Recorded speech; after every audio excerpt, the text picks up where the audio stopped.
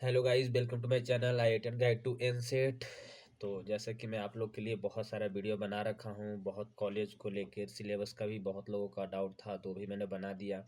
और बहुत ज़्यादा इंक्वायरी और बहुत कमेंट और बहुत मैसेज आ रहे हैं कि भैया क्राइटेरिया क्या है, मतलब ड्रॉपर के लेके बहुत ज़्यादा ड्रॉपर्स के लेके मैसेज आ रहे हैं कि सेकंड ड्रॉपर अलाउड है, थर्ड ड्रॉपर अलाउड है या नहीं है।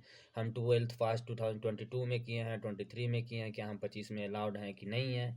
तो उनके लिए मैं आज एक पूरा क्लियर इन्फॉर्मेशन ला रहा हूँ। इसमें कोई भी नहीं है, एकदम 100% क्लियर इन्फॉर्मेशन है जो मैं आज वीडियो में बताऊँगा। वो आपका सब कुछ सही है, सब कुछ प्रूफ के साथ है। तो आप आज मैं IIT भुवनेश्वर के बारे में डिस्कस करूंगा। तो आप यहाँ पे देख लो, मैंने क्राइटेरिया के बारे में, IIT criteria BSc BD students के लिए है जो एनसेट के थ्रू एग्ज़ाम देते हैं, के थ्रू आते हैं। तो जो एनसेट की एग्ज़ाम 2025 में है, वो कौन कौन सा बच्चे कितने साल का ड्रॉपर अलाउड है IIT भुवनेश्वर में, वो मैं आज आप लोग के सामने डिस्कस कर देता हूँ। क्योंकि बहुत सारे डाउट आ रहे थे, मेरी तबीयत ख़राब है, फिर भी आप लोगों के लिए वीडियो बनाना ज़रूरी था। बहुत बच्चों के डाउट था तो मैं सोचा क्लियर कर देता हूँ। आप देख रहे होंगे मुझे कि मेरी शक्ल से पता चल रहा होगा कि मेरी तबीयत कितनी ख़राब है। तो देखिए IIT भुवनेश्वर का ये चीज़ है। मैंने पहले ही बोला था कि आज जो मैं डिस्कस करूंगा सिर्फ IIT भुवनेश्वर का डिस्कस करूंगा इस सिंगल वीडियो में। और बाकी सारा कॉलेज का, IIT भुवनेश्वर, IIT रोपड़ और IIT जोधपुर का स्पेशल वीडियो बना दूंगा, खड़गपुर का भी स्पेशल वीडियो बना दूंगा। चारों IITs का मैं सिंगल सिंगल वीडियो छोटा छोटा करके बना दूंगा कि कितने साल का गैपिंग चलेगा, SC का, ST का, OBC का और जनरल का, सबका अलग गैपिंग ईयर है। कहीं पे एज देख रहा है, कहीं पे नंबर का फैक्टर देख रहा है। तो आज हम बात करते हैं IIT भुवनेश्वर के बारे में। तो कौन कौन से 25 में अलाउड हैं। तो पहली बात, आपका अनरिजर्व 60% मार्क्स होना चाहिए 12th में। 60% EWS का भी, OBC का 55, SC ST एंड PW का 50% मार्क्स होने चाहिए। आपका एनसेट के जो भी एग्ज़ाम होता है 7 सब्जेक्ट आपका होना ही चाहिए, ये 100% है। उसमें से कौन कौन सा सब्जेक्ट, PCM एकदम कंपलसरी है, बाकी 2 लैंग्वेज और GT और टीचिंग एप्टीट्यूड, वो दोनों होना चाहिए। देखिए यहाँ पे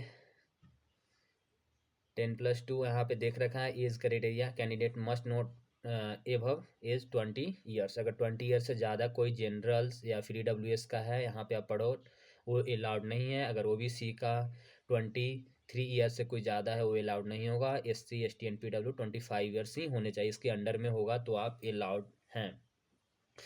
तो बहुत लोग हैं, भैया मैंने मेरा 5th ईयर 4 ईयर ड्रॉप्ड हो गया है, बट मेरा अभी एज 20 ईयर्स 22 23 ईयर्स ही हो रहे हैं। जैसे बहुत सारे अभी OBC का, मतलब 18 साल में कोई एग्ज़ाम दिया होगा, अभी उसका 22 साल हो रहा होगा, तो 4 ईयर का ड्रॉप्स होगा, तो अभी तो एलिजिबल है ना।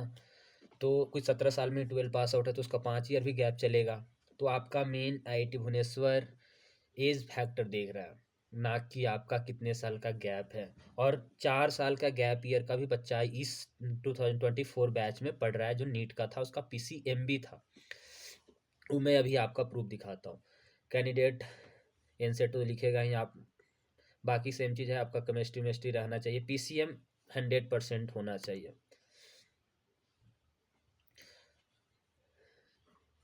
एक सेकेंड, हाँ ये पढ़ लेना आप, वही सेम चीज़ है, कुछ एक्स्ट्रा लिखा नहीं है जो मैंने अभी बताया।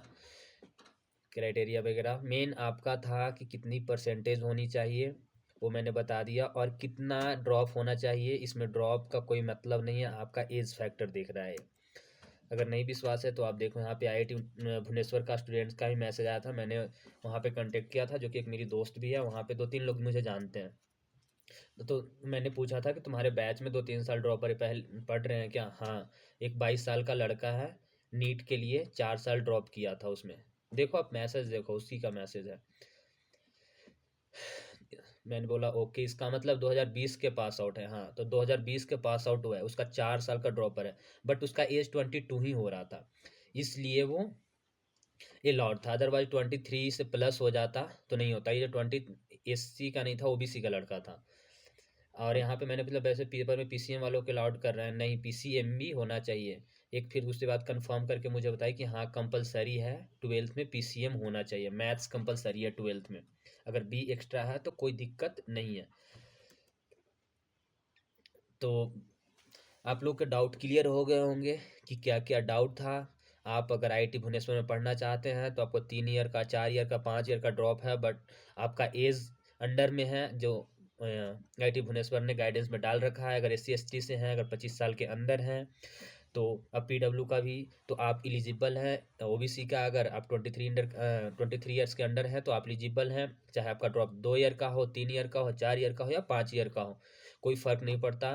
अनरिजर्व और EWS का आपका 20 ईयर्स के अंदर होने चाहिए। आपका 2 ईयर 3 ईयर ड्रॉप चल सकता है। आप 17 में दिए तो 3 ईयर का ड्रॉप होगा, 18 में दिए तो 2 ईयर्स का ड्रॉप होगा। तो गाइज़ मैं बाकी कॉलेजेस का भी सिंगल वीडियो लाऊंगा जिससे आपका कन्फ्यूज़न दूर हो जाएगा।